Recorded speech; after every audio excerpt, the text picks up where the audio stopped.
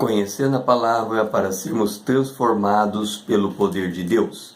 E hoje lendo uma sequência de 3 versículos. O primeiro em 1 Coríntios, o capítulo 1, o versículo 11.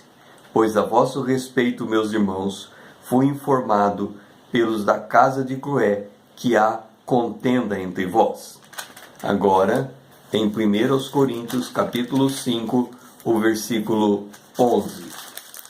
Está escrito assim: geralmente se ouve que há entre vós imoralidade, e imoralidade tal, como nem mesmo entre os gentios, isto é, haver quem se atreva a possuir a mulher do seu próprio pai.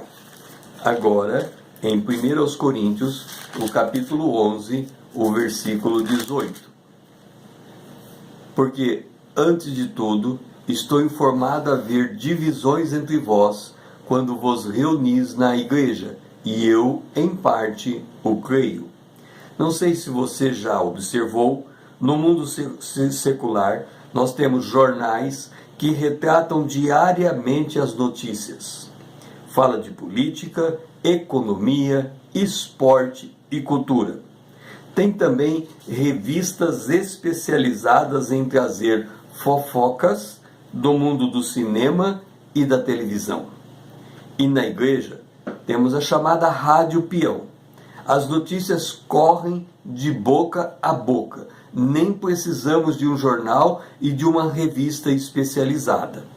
Pela carta de Paulo, ficamos sabendo que essas notícias da Rádio Peão pode nos informar acerca de contenda entre irmãos, imoralidade entre irmãos e divisão entre irmãos, e tantas outras coisas. Eu creio que você deve ouvir diariamente notícias desse tipo.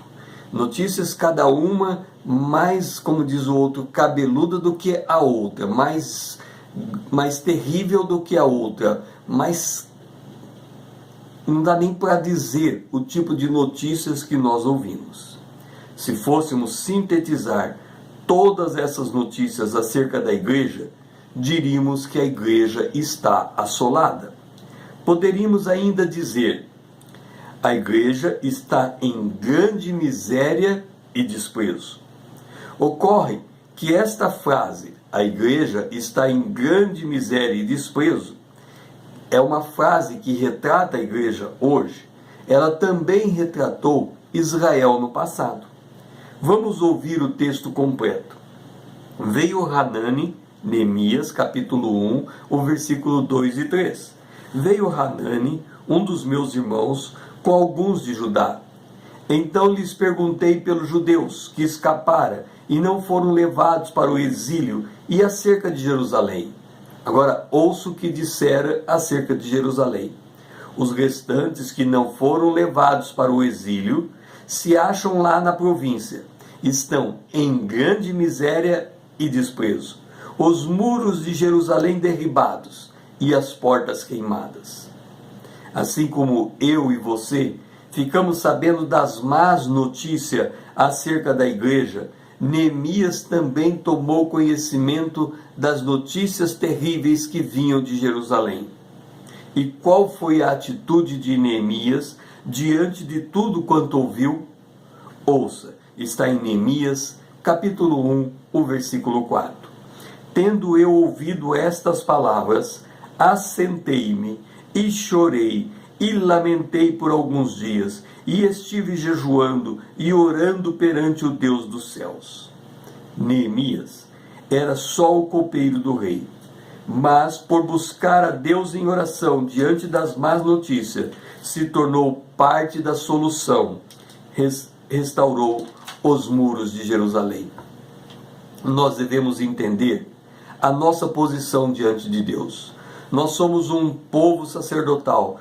Com isso, se más notícias cheguem até nós, o que devemos fazer é levar essas notícias até Deus e clamar a Deus. Nós temos que ouvir, não propagar, mas orar ao Senhor. Certa feita, eu cheguei às 9 da manhã em uma igreja. A porta estava fechada e o culto começava às 9 da manhã. havia uma senhora de idade ao lado da porta. E ela estava reclamando dos diáconos da igreja, porque eram 9 horas e eles ainda não tinham aberto a porta.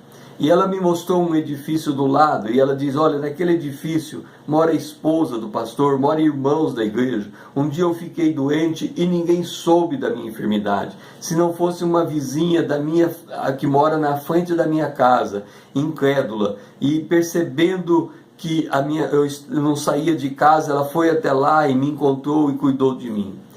A igreja não teria cuidado de mim. E eu disse para ela: minha senhora, ainda que tudo isso seja verdade, isso é motivo para levar diante de Deus em oração e intercessão, porque a senhora está retratando a necessidade que o povo da igreja, que a igreja tem de buscar a Deus.